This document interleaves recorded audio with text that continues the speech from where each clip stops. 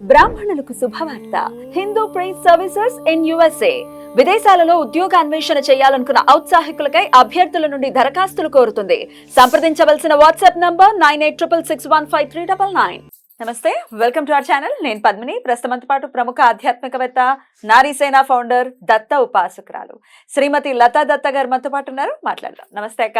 నమస్తే రా. జయ గురుదత్త. జయ గురుదత్త అక్క. అక్క, ఈ మాంసనేత్రాల చేత దత్తుణ్ణి కానీ ఈశ్వరుని కానీ ఏ స్వరూపాన్నైనా చూసేటటువంటి పరిస్థితి లేదు కలియుగంలో. అదందరికీ తెలిసినటువంటి విషయమే. చూస్తే అసలు ఆ శక్తి లేదు ఈ కంటికి. కాకపోతే ఎక్స్పీరియన్స్ చేయటం. ఇప్పుడు దత్తుడి గురించి మనం మాట్లాడుకుంటే ఆయన వచ్చారని ఇంకొక రూపంలో వస్తారు. ఆయన నిజ స్వరూపంలో వస్తే తట్టుకునే శక్తి లేదు కాబట్టి ఇంకో రూపంలో వస్తారు. అది ఎలా గ్రహించగలగాలి, మనం ఎలా తెలుసుకోగలగాలి? దత్తుడే ఏ రూపంలో వచ్చినా, మనిషి రూపంలోనే అని కాదు, ఏదైనా జీవన రూపంలో వచ్చినా ఇది స్వామివారి అని గ్రహించేటటువంటి శక్తి మనకి వస్తుందా? అంతా తప్పకుండా వస్తుంది పద్మిని. స్వామి ఆ శక్తి మనకిస్తారు. ఆ శక్తి అంతా కూడా ఇస్తారు. మనం తెలుసుకోగలిగే శక్తి రావాలి అంటే ముందు ఏం చేయాలి? స్వామి చూపించిన భక్తి మార్గంలోకి వెళ్ళాలి, జపం చేయాలి, నామం చేయాలి. కలియుగంలో ఏం చెప్పారు? నామ జపానికి మించినది ఏమీ లేదన్నారు. నామస్మరణ. తర్వాత దానం చేయాలి, పారాయణం చేయాలి. ఇవన్నీ ఇంపార్టెంట్. ఇవన్నీ చేయకుండా భగవంతుడు ఊరికే నాకు సాక్షాత్కరించాలి, భగవంతుడు నాకు ఒక్క రోజులో కోరిక తీర్చాలి, భగవంతుడు నేను ఈ వ్రతం చేశాను నాకు వెంటనే కోరిక తీర్చాలి, ఈ పారాయణం చేశాను తీర్చాలి అంటే ఒక్కొక్కరి కర్మ బట్టి ఆధారపడి ఉంటుంది. ఒకరికి వెంటనే అయిపోతుంది. ఎలా అవుతుందో కూడా మన చేతుల్లో ఉండదు. భగవంతుడు దైవ నిర్ణయం అది. కొందరికి చాలా నిదర్శనాలు చూపిస్తారు.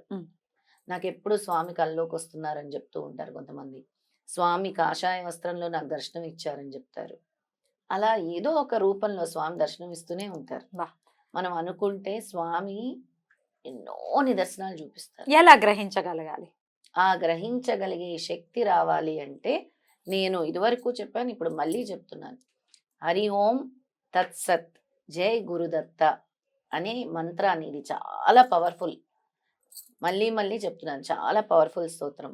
హరి ఓం తత్సత్ జై గురుదత్త అనే ఈ మంత్రాన్ని ప్రతిరోజు 15 నిమిషాల నుంచి మొదలు పెట్టండి. ధ్యానం చేస్తూ కళ్ళు మూసుకొని ఒకటే కదా మంత్రం, హరి ఓం తత్సత్ జై గురుదత్త, హరి ఓం తత్సత్ జై గురుదత్త అని అనుకుంటూ ధ్యానం చేస్తూ మంత్రాన్ని జపిస్తూ 41 days చేయండి.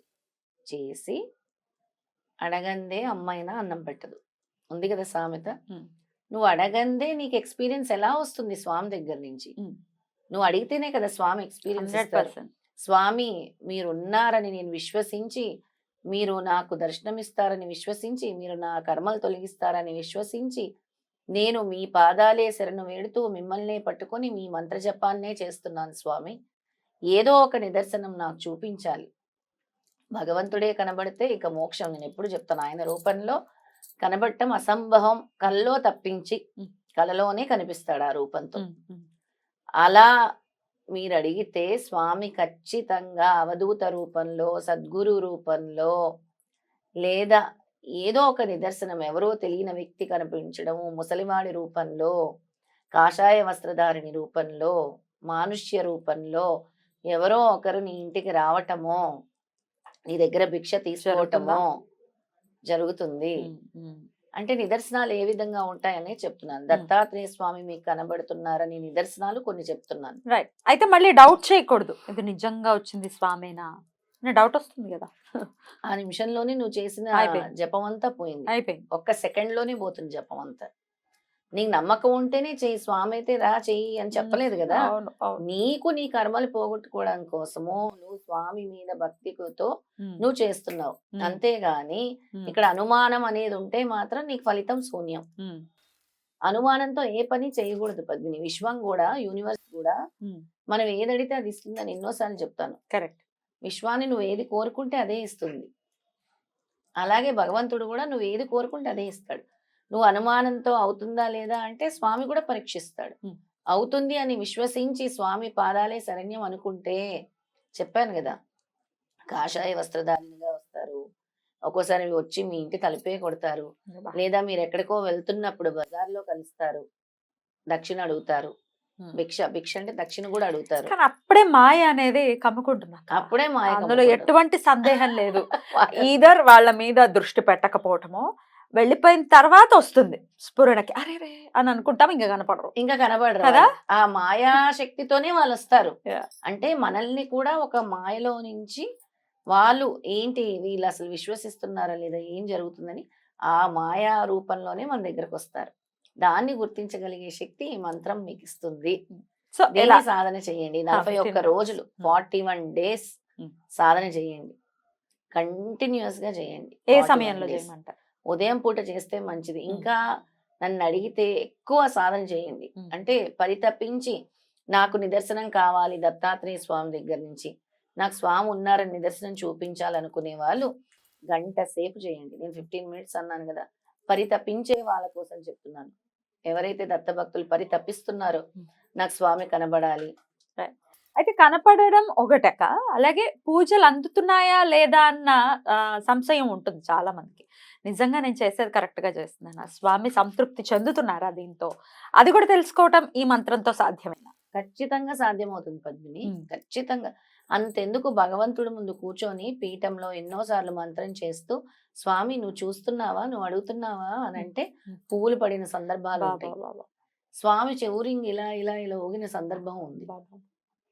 ఎన్నో పిఠాపురంలో నేను మొన్నే చెప్పాను కదా సంఘటన. ఒక ముసలి ఆయన వచ్చాడు రూపంలో, వచ్చి శ్రీపాదులు వారు వచ్చేసి బట్టలని అడిగారు. నేనన్నా నా బట్టలు కొనిస్తానని.